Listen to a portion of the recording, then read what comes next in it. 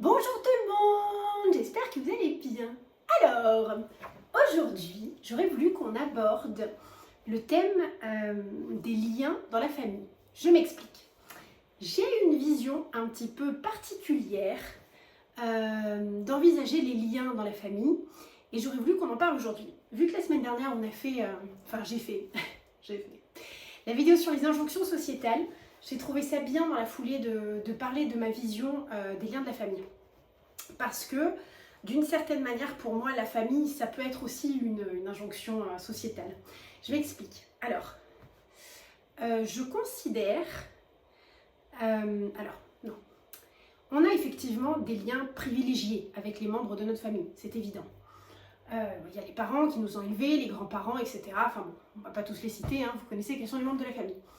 Et il y a une espèce de... Comment dire ? Comme une espèce de redevabilité concernant la famille. Je trouve que l'injonction sociétale, je la mettrais là-dessus. Tes parents, ce sont eux qui t'ont donné la vie, ce sont eux qui t'ont éduqué, donc tu es redevable de ce qu'ils ont fait pour toi. Les grands-parents, ce sont les anciens, il faut prendre soin des anciens. Les frères et sœurs, etc., ce sont tes frères et sœurs, il faut avoir des liens avec eux, il faut t'en occuper, il faut que ça se passe bien. Alors, je dis pas que c'est comme ça que l'injonction sociétale est dressée, mais voilà, globalement, si on vulgarise un petit peu, ça peut faire partie des phrases qu'on a pu entendre, ou quand on peut avoir un potentiel conflit avec la famille, on peut vous entendre « mais c'est la famille ». La famille, en gros, c'est plus important que tout. Bon, moi, j'ai pas tout à fait cette vision des choses-là. Je dis pas que j'ai tort, je dis pas que j'ai raison. Ce que je vais dire là, ça n'appartient qu'à moi, c'est ma façon de penser. On n'est pas, enfin, on lance un débat, mais je suis pas en train de dire que ma façon de voir les choses est la bonne. Je dis juste que c'est ma vision, qu'elle m'appartient, et que je trouvais ça intéressant de l'exposer parce que c'est un petit peu différent que la plupart des gens. Alors, du maximum que je puisse le gérer, j'ai toujours considéré les membres de la famille comme des humains classiques. Je m'explique.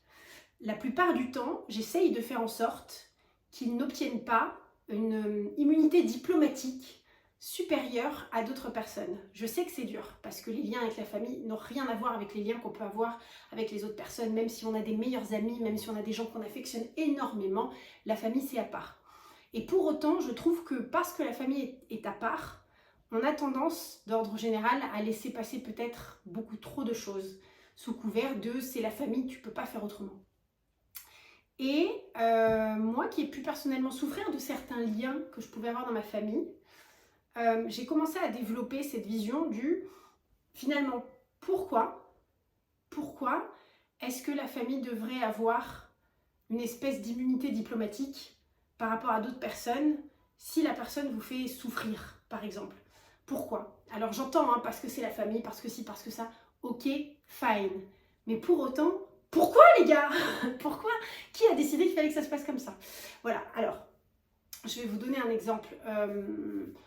Parlons de ma grand-mère. Allez, on va parler de ma grand-mère. Ma grand-mère, elle... alors, je ne suis pas en train de faire son procès, hein, c'est pas... On n'est pas là en train d'essayer de mettre des gens sur le bûcher. Mais pour autant, nos grands-parents sont... on est 2 générations au-dessus. Déjà, on voit la différence, je trouve, dans les générations actuelles avec nos parents. Je trouve que les grands-parents, c'était évidemment encore pire. On parle de personnes qui ont souvent eu des enfants très jeunes, très tôt, qui ont eu des parents au sortir de la guerre. Donc forcément, c'était pas du tout les mêmes... on n'était pas du tout sur du dev perso, on n'était pas du tout sur de la considération émotionnelle. On est sur des personnes qui, globalement, avaient comme directive unique d'avoir de l'argent pour nourrir leurs enfants et un toit au-dessus de leur tête. Et c'est complètement honorable et c'est complètement explicable au vu de la période dans laquelle ils sont nés. Pour autant, je trouve que beaucoup de grands-parents, c'est pas le cas de tout le monde et bien heureusement, beaucoup de grands-parents n'ont pas eu la possibilité de développer de l'intelligence émotionnelle par exemple, ou de l'intelligence relationnelle. Donc il y a beaucoup de grands-parents, et puis je peux le voir chez ma grand-mère et j'ai pu le voir chez d'autres grands-parents, considèrent évidemment que ce sont les enfants et les petits-enfants qui doivent tout faire, parce que eux, ils ont enfanté, ils t'ont nourri, ils t'ont donné tout ce qu'ils avaient, donc après c'est le juste retour des choses et c'est à toi de le faire. Donc c'est toi, le petit, qui doit faire la démarche auprès du parent ou du grand-parent. Et donc, presque, ça les met dans un sas où ils n'ont pas forcément d'efforts à faire, parce que tu te rends compte, c'est à toi, le jeune, à faire l'effort. Et ils ne se rendent pas compte, parce que je pense que le dev perso, c'est arrivé là peut-être depuis 10 ans, 15 ans, et avant, on n'était pas du tout sur ce genre de réflexion, on n'était pas du tout sur ce genre de considération, quoi. Vraiment, ils sont carrés le cul, parce que le plus important, c'était manger et dormir au chaud, et c'est complètement normal. Bref. Ma grand-mère, elle est très abrupte dans sa communication, ce qui mène parfois à des paroles très vives et très virulentes. Et moi, j'ai pu pas mal en souffrir, par exemple. Là, ça fait un petit moment, justement, que j'ai décidé de ne pas aller la voir, parce que la dernière fois, elle a eu une remarque extrêmement désobligeante. Je fonds en larmes devant elle, et elle dit rien. Elle dit rien et elle fait comme si de rien n'était. Je connais son histoire, etc. Je sais qu'on n'a pas tous les mêmes aptitudes et les mêmes capacités à gérer des situations. Je suis d'accord. Je peux entendre que de par le mécanisme dans lequel elle a grandi, le caractère qu'elle a, etc., parfois elle ne se rend pas compte qu'elle est blessante. Mais là, je suis face à toi et je pleure. Donc c'est très dur de ne pas te rendre compte, que tu as été blessante. Et là, ce qui m'a dérangée dans cette scène, c'est qu'elle ne dise même pas « Écoute, je te vois pleurer. Pourquoi ?» à la limite. Ou « Je te vois pleurer, je suis désolée si j'ai dit quelque chose qui t'a blessée. » Et là, il n'y a rien eu. Et le fait de faire comme si de rien n'était, j'ai trouvé ça mais dramatique en fait. Et il y avait eu quelques épisodes comme ça auparavant. Et là, j'avoue, ça a été la fois de trop. Et je me suis dit, voilà, je dis pas que j'irai plus jamais, mais je vais y aller le moins possible. Parce que si c'est pour y aller et être confrontée à ce genre d'épisode, mais non en fait, franchement non. Enfin, moi, j'ai décidé que non. Parce que là, le ratio des plaisirs que je pouvais partager avec la négative que je pouvais recevoir n'était pas équilibré. Et ça, je sais que ça m'appartient, parce que ça, faire un équilibre comme ça, c'est souvent dans les relations amicales, pas dans les relations familiales. Les relations familiales, c'est la famille, tu fais l'effort pour la famille, donc t'es censé faire ce qu'il faut pour que ça fonctionne. Moi, j'ai décidé de vivre autrement, malgré ce que ça pouvait générer, hein. Donc je sais que certains membres de ma famille pensent peut-être que je suis qu'une égoïste, que je fais pas ce qu'il faut, et j'entends, je comprends tout à fait qu'on puisse penser ça. Mais j'ai décidé d'en avoir rien à foutre. Voilà. Alors je vous dis ça maintenant en riant, ça n'a pas toujours été facile. Hein. Passer pour le méchant, même si on considérait être globalement dans son bon droit, bon Dieu que c'est pas évident. Mais je préfère passer pour une méchante connasse égoïste que de me prendre des remarques dans les dents qui sont bien plus douloureuses que des remarques sur moi de gens qui m'importent pas tant que ça finalement. Voilà, donc ça c'était l'exemple. Mais je sais que ça peut générer de l'incompréhension. Ça peut générer de l'incompréhension de mes cousins, de mes cousines, ou peut-être d'autres personnes, je sais pas, après je rentre pas dans le débat et eux non plus, donc heureusement j'ai envie de vous dire. Mais je sais que c'est pas fondamentalement bien vu, parce que ça n'est pas dans la norme, voilà. Je peux avoir le cas aussi, j'ai pas mal de frères et sœurs, j'en ai pas mal, et l'entente est pas évidente entre les uns et les autres. J'ai lutté avec l'une de mes sœurs particulièrement. J'ai lutté, j'ai fait mon maximum pour pouvoir accepter la différence et continuer à faire des efforts. Et là, ça fait un moment quand même que j'ai lâché, parce qu'on est très très différentes avec l'une de mes sœurs. La différence n'est pas un problème, mais la relation n'était portée que de mon côté. Et je me forçais finalement, face à quelqu'un qui, de par son jeune âge, etc., mais aujourd'hui elle est quand même plus grande, n'était pas apte à faire les efforts nécessaires pour que ça fonctionne. Donc aujourd'hui, eh bien, par exemple, quand je vais voir d'autres de mes frères et sœurs, bah, je ne l'invite plus. Et parce que j'ai pas spécialement envie de la voir en fait. Et j'entends que ça peut lui faire du mal, mais aujourd'hui, c'est pas un espèce de pied de nez en disant « Chais, tu vois, t'as pas fait l'effort ». C'est qu'aujourd'hui, l'inviter, c'est douloureux pour moi, parce qu'on partage rien, et c'est plus un boulet qu'autre chose. Je suis désolée de le dire comme ça, c'est extrêmement méchant, mais c'est plus une contrainte qu'un plaisir. Parce que on n'a aucun point commun et ça n'accroche pas du tout. Et au départ, j'ai fait l'effort. Pendant quelques années, je me suis forcée. Et puis là, je suis arrivée à un point de non-rupture où je ne peux pas continuer à me forcer en fait.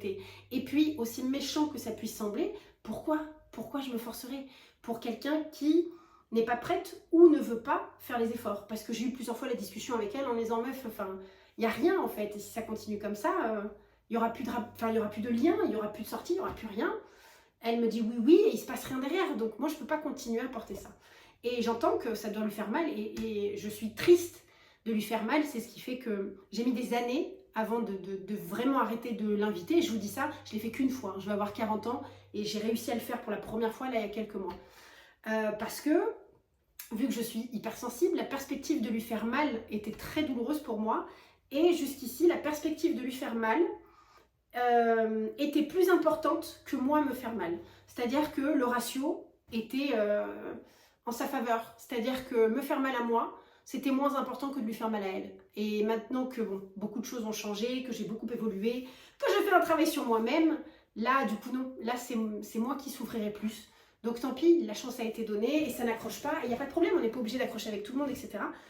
Mais ce que je condamne, c'est un peu cette injonction sociétale qui dit que les frères et sœurs doivent s'entendre, que les frères et sœurs doivent se soutenir, que les frères et sœurs... Alors j'entends idéologiquement, oui, c'est sûr, c'est super, c'est mieux.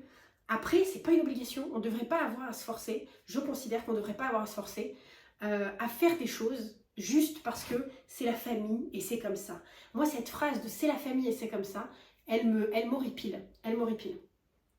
Donc là, je pense à d'autres exemples qui ne me concernent absolument pas, mais regardons les enfants qui sont frappés, qui sont insultés, qui sont violentés, etc. Est-ce qu'on est censé dire la même chose finalement? Ou est-ce que là, non, il y a un niveau, ah bah si tu te fais violer, frapper ou insulter, là, tu as le droit de pas les voir, et si c'est moins important que ça, bah tu devrais quand même faire l'effort. Je pense qu'il n'y a pas d'échelle. Alors, je ne me compare absolument pas, mon Dieu, avec ce que je viens de citer, hein, ça n'a rien à voir. Mais je trouve qu'on devrait avoir la liberté de choisir sans qu'il y ait une pression monstre de la société par rapport à ça. Alors je sais que c'est un sujet très très délicat hein, et je sais que le point de vue que je propose est un petit peu, comment dire, dissonant peut-être par rapport à ce que la plupart des gens pensent et par rapport à ce que la société nous renvoie, mais c'est pour ça qu'il est intéressant de le présenter. Comme tous ces parents qui considèrent le principe de redevabilité.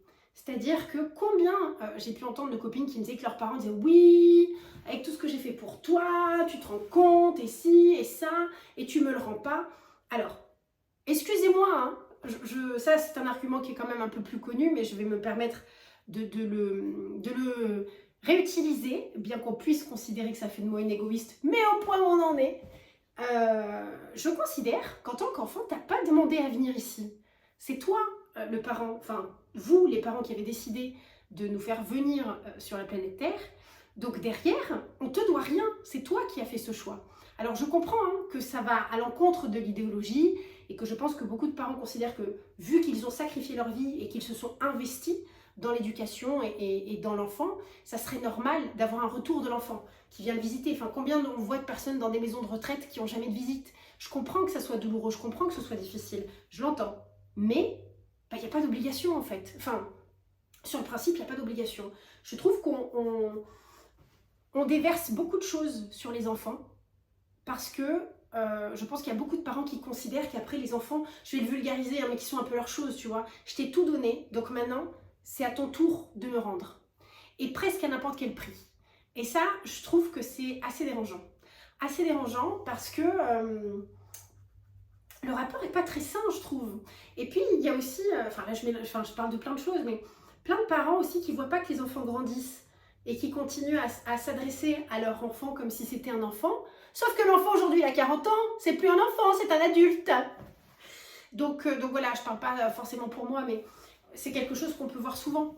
Que du coup, pour beaucoup de parents, l'évolution ne se fait pas et on continue à parler à ses enfants comme si c'était des gamins ou à pas les considérer ou à pas entendre leur point de vue parce que ce sont toujours les enfants et qu'ils seront toujours dans cette position à redevoir quelque chose, à pas avoir un avis aussi important que le leur. C'est-à-dire que beaucoup de parents pensent qu'ils sont au-dessus parce qu'ils ont eu plus d'expérience, plus de maturité, etc. Bon, c'est pas forcément une valeur, l'âge. Enfin, avoir quelques années de plus, je trouve, n'offre pas forcément une capacité à être, enfin je vais dire meilleur, c'est mal explicité, mais je pense que vous comprenez ce que je veux dire. C'est pas parce que nos parents, ils ont 20, 30 ans, 40 ans de plus que moi, que nous, le lapsus, que nous, que ça veut dire qu'ils sont meilleurs que nous. Ça veut dire que, enfin bon là je pars sur un autre sujet, mais bon, vous avez compris. Je trouve que les liens dans la famille sont parfois tellement compliqués, de par ce genre d'aspects, que ce soit, on te verra toujours comme un enfant, que ce soit de la part de la redevabilité. Je sais que combien de fois j'ai pu parler de grands-parents avec personne, où les gens disent, voilà, le grand-parent c'est l'ancien, donc ils considèrent, de par la culture de la famille, que c'est à toi à faire l'effort, que c'est à toi à faire tous les efforts. Je me souviens qu'il y a ce sujet-là, par exemple, de grands-parents qui appellent jamais, et toi, on te dit, appelle tes grands-parents. Ouais, mais pourquoi eux, ils appellent jamais? Mais parce que c'est comme ça, c'est comme ça. C'est à toi à faire l'effort vers tes aînés. Moi, ça me rend ouf. Ça me rend ouf parce que moi, je suis vraiment dans l'équité. Et encore une fois, je dis pas que j'ai raison, mais c'est comme ça que je le ressens. Si les membres de la famille ne font pas l'effort, pourquoi moi je le ferai? Pourquoi moi je le ferai? Et pour moi, c'est pas parce que je suis plus jeune, que je suis en dessous, que je suis au bout de la lignée, que ça m'impose à faire plus d'efforts que les gens au-dessus. Donc, c'est pour ça que je vous ai dit que je voyais les membres de la famille dans des liens classiques, parce que pour moi, en fait, ils sont au même niveau que des amis. C'est-à-dire que si tu ne m'apportes rien, enfin, je m'apporte rien. Attention, je ne suis pas là en train de faire le vampire des gens, mais si on ne partage rien, si on n'est pas dans des relations qui sont des vases communicants, je ne vois pas l'intérêt de te donner quelque chose alors que toi, tu ne me donnes rien. Et je trouve que vraiment l'injonction sociétale, c'est vraiment ça. C'est tes parents, tu dois t'en occuper, c'est tes grands-parents, tu dois t'en occuper, tes frères et sœurs, tu les lâches pas parce que c'est la famille et que la famille, c'est plus important que tout. Voilà, moi je ne suis pas tout à fait d'accord avec ça. Je trouve qu'on devrait... Alors c'est difficile, hein, je vous dis ça, parce que ça fait quelques années maintenant que je le pratique, mais quand j'ai commencé à m'éloigner de certains membres de ma famille, il m'a fallu de longues années, parce que c'était quelque chose que je ressentais au plus profond de mon être, mais qui était très très difficile à assumer, parce que tu passes pour la méchante par rapport à tout le monde, parce que globalement les gens ont cette vision de l'injonction familiale, tu dois voir ta famille, tu dois t'investir, tu dois venir les voir, etc. Et je trouve qu'après ça génère des dérives. Beaucoup de parents et de grands-parents sont tristes parce que les enfants, les petits-enfants viennent pas assez les voir. Et j'entends que ça serait tellement mieux que tout le monde soit dans quelque chose uni, mais parfois c'est pas forcément le cas. Et on ne devrait pas être fondamentalement culpabilisé de ce que l'on fait, de ce que l'on ne fait pas. Parce que souvent l'argument c'est, te rends compte, j'ai tout fait pour elle et aujourd'hui elle m'appelle pas, elle vient même pas me voir. Ouais, mais t'as tout fait pour elle, c'est toi qui as décidé. C'est toi qui as décidé d'avoir un enfant. T'as fait venir sur cette terre quelqu'un qui a rien demandé. Alors je sais que c'est sûrement le propos d'un égoïste, mais cette personne n'a rien demandé, donc derrière, elle n'a rien demandé, elle est là, et en plus, il faudrait qu'elle te donne sa vie et qu'elle te donne tout ce qu'elle a. Bah ouais, mais non. Hein. Donc j'entends que ce soit triste, voilà. Et je comprends que ça ne doit pas être évident pour les parents et les grands-parents qui se retrouvent dans une solitude intense parce que les gens ne font pas l'effort, mais on ne devrait pas être dans ce reproche, et surtout, on devrait comprendre pourquoi ça fonctionne comme ça. C'est-à-dire que moi, du côté de ma mère, j'avais donc deux grands-mères. Donc la mère de ma mère et la tante de ma mère, elles vivaient ensemble, donc c'était vraiment, j'avais mes deux mamies quoi. Et elles ont été dans ma ville quasiment toute ma vie, et puis après elles ont déménagé dans les Pyrénées-Orientales, à Perpignan, et donc, bon, moi j'étais sur Paris, c'était un peu plus compliqué d'aller les voir, mais je les appelais, et j'allais les voir au moins une fois par an. Et là je me forçais pas, j'en avais envie. Pourquoi? Parce qu'il y avait eu du lien. Donc, plutôt que d'être perpétuellement dans le reproche, est-ce qu'on ne pourrait pas essayer de comprendre pourquoi ça déconne?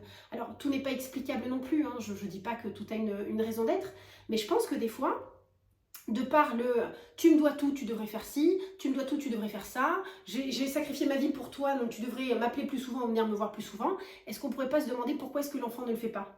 Parce que si l'enfant ne le fait pas, si on prend par exemple l'exemple des parents et des enfants, si l'enfant ne le fait pas, bon, soit il n'y a pas d'explication, l'enfant fait sa vie, etc. et il ne se sent pas concerné, soit peut-être qu'il y a quelque chose qui fait que le lien n'est pas aussi fort que ce que l'on voudrait et que ce que l'on pense, et qu'il y aurait peut-être quelque chose à faire pour pouvoir améliorer le lien.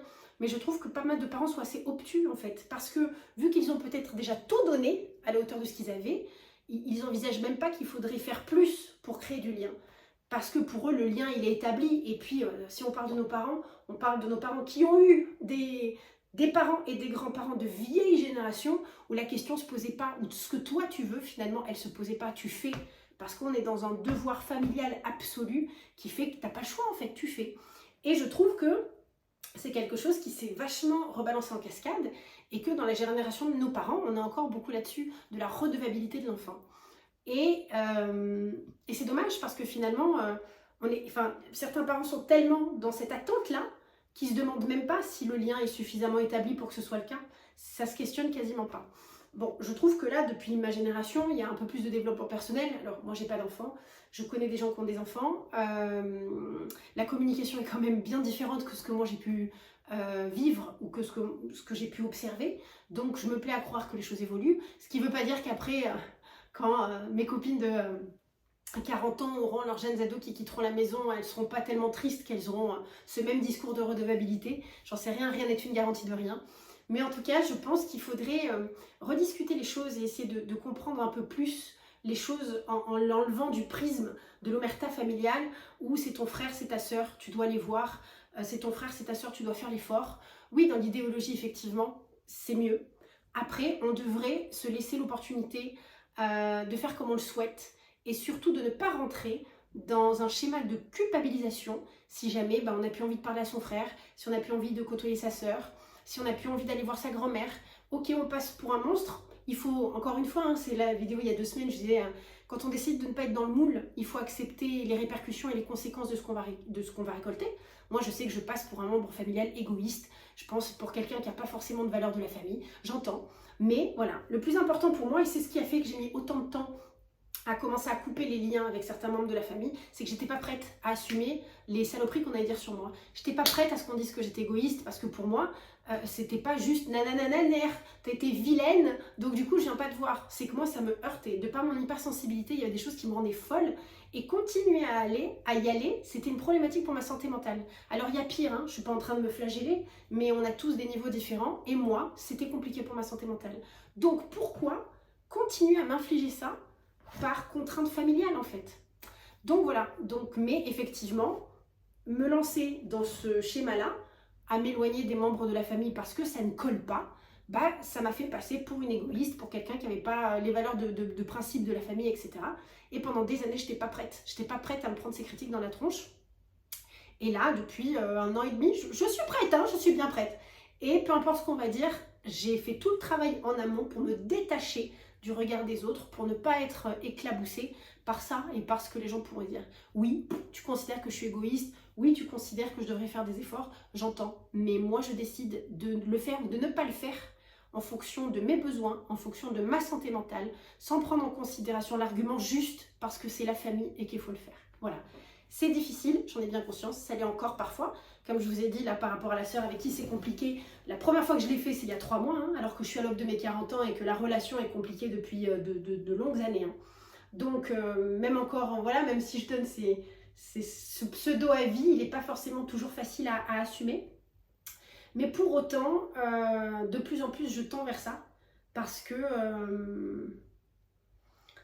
je trouve que c'est important. Je trouve que c'est important à partir du moment où les choses nous font souffrir, de ne pas s'infliger des choses qui nous rendent extrêmement malheureux. C'est-à-dire que on devrait voir les membres de la famille parce qu'on en a envie et pas parce qu'on est forcé. Et moi, je suis à la recherche de vrai. C'est-à-dire que voir, par exemple, des oncles ou des tantes que je vois une fois tous les 36 du mois et faire des cousinades juste pour se réunir, alors qu'après, c'est des gens que je vois pas et que je côtoie pas, moi, je vois pas l'intérêt. Je sais qu'il y a beaucoup de gens qui font ça et que ça leur fait plaisir, et tant mieux, et c'est super. Et si ça vous fait plaisir, faites-le, il n'y a pas de problème. Mais moi, ça ne m'apporte rien.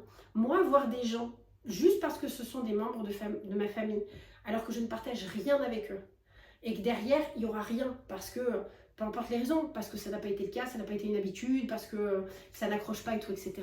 Moi, je ne vois pas l'intérêt de me déplacer, par exemple, pour faire une cousinade, voir des gens, pour la plupart que j'ai vus il y a 10 ans, et que je reverrai peut-être pour la plupart dans 10 ans. Pour moi, ça n'a pas d'intérêt. Pour moi, c'est très superficiel, et je trouve que dans beaucoup de schémas familiales, ça peut être comme ça. On se voit pour se voir, et moi, ça me branche pas. Et encore une fois, je dis pas que j'ai raison, que j'ai tort, c'est comme ça que je le ressens. Et je ne considère pas que je devrais me prendre les foudres de guerre ou qu'on ne devrait pas me culpabiliser parce que je ne souhaite pas vivre des liens superficiels. Et le fait que cette personne porte le même nom de famille que moi, ça n'est pas suffisant pour m'infliger un lien superficiel. Voilà. Donc voilà, je sais que c'est une façon de voir les choses qui est très différente, je pense, que ce que voient la plupart des gens, mais ça m'intéressait de vous en faire part, et ça m'intéressait de voir aussi s'il y avait d'autres personnes qui étaient comme moi, s'il y avait d'autres personnes qui avaient des schémas familiaux différents, qui voyaient les choses de manière un peu différente, pour qu'on puisse éventuellement discuter en commentaire. Voilà, j'espère que vous avez apprécié. J'espère que vous ne pensez pas trop que je suis une connasse égoïste, et si c'est le cas, cas, eh bien tant pis, j'assume. Et encore une fois, faites ce que vous voulez. Je sais que les pressions qu'on peut avoir par la société, par la famille, sont extrêmement difficiles et que se sortir de ce moule, mon Dieu, qu'est-ce que c'est compliqué, mais avec un peu de travail, en se détachant du regard des autres, en se blindant, etc., c'est possible et c'est tout ce que je vous souhaite, de faire au maximum ce que vous souhaitez être le mieux pour vous. Voilà, je vous embrasse fort et je vous dis à la semaine prochaine.